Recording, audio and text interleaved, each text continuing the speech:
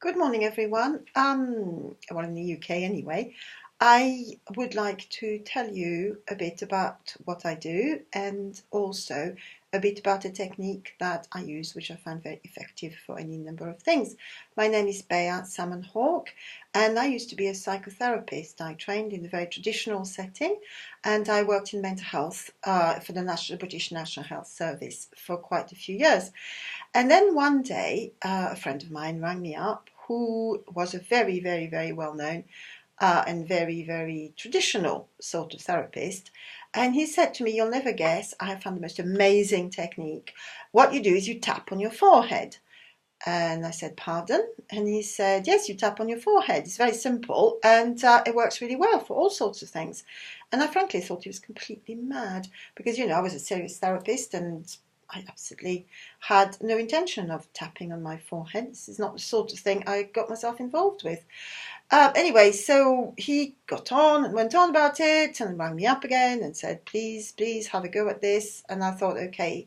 And I said to him, "Tell you what, if this cures me of my phobia of bicycles, I shall believe, I shall do it." And I know that sounds a bit weird, doesn't it? Yeah, I used to have a phobia of bicycles. Now, I knew why I had a phobia of bicycle. It worked on it in therapy. I had many, many hours of therapy about it. I had drummed about my phobia of bicycle. I had danced my phobia of bicycles. I had painted my phobia of bicycles, but it had never gone. And it was actually the problem. Even though I knew how and why I was doing things, it didn't seem to stop me from doing them. I don't know if you're familiar with that problem, but do you ever find yourself doing something and thinking, "Oh God, here I go again," but finding yourself completely unable to stop yourself from doing it?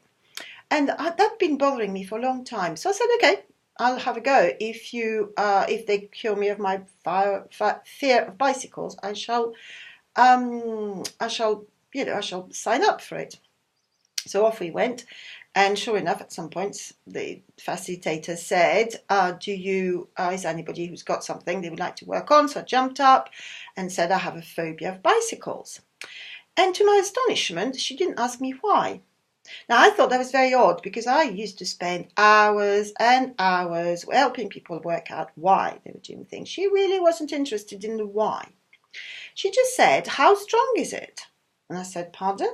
And she said, "On the rate of 0, which is gone, to 10, which is enormous and terrifying, where is it at?" And I said immediately, 8. And she said, "Okay, well, you start at 8, and what I want you to do is I want you to tap on the side of your hand like this." And I thought, oh God, here we go, the weird stuff. "And I want you to say, even though I have a fear of bicycles, I love and accept myself anyway.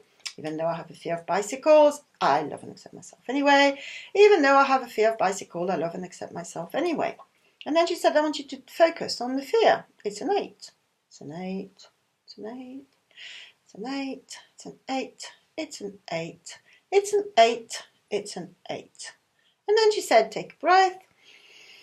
And then she said, "And now how strong is it?" And I thought, 5. I thought, "Oh, that's weird. 5. Then she said, "Okay, well, let's do another round." And then another round. And then it went down to 2. And then it went down to 1. And then I swear it was gone. It's gone? How does that work? And it had gone. And I swear this is true. The next day I went off and I rode a bicycle. I'm not telling you I'm proficient in riding bicycles. I'm not terribly good at it. And I can't say I enjoy it massively, but I can do it. And that was what mattered to me. So I thought, okay, I shall train in this strange technique. And over the years, I've trained about 20 years ago. And it has actually changed my life entirely. And I wanted to share it with you because lots of people talk about EFT tapping and it's very popular, but people seem to sort of think it's a bit of a mysterious thing, and it isn't. It's derived from acupuncture. It's an acupressure technique, and basically what you do is you tap on the ending of your meridians, and there's been a lot of research about it, and it's proven to be very effective, particularly for anxiety and depression and for trauma work. It's been used with Vietnam vets, Iraq vets, very, very successfully in America. But it's not the way I use it. You see, what I discovered, and I discovered that when I lost a lot of weight about 4 years ago, is that it's very easy to say I want to change, but the tricky thing is to work out what you want to change into.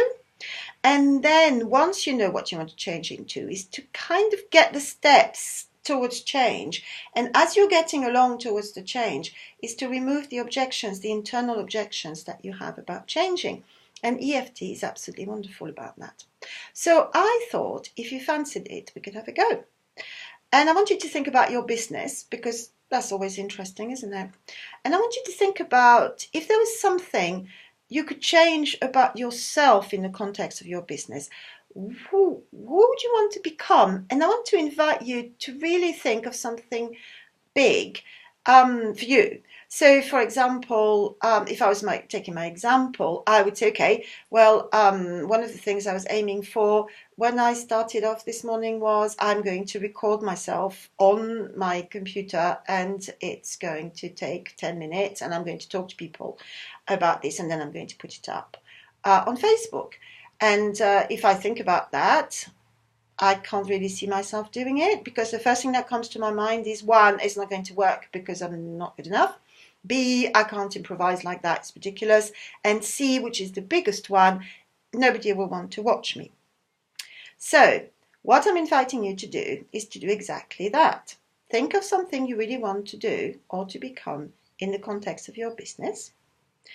Write it down.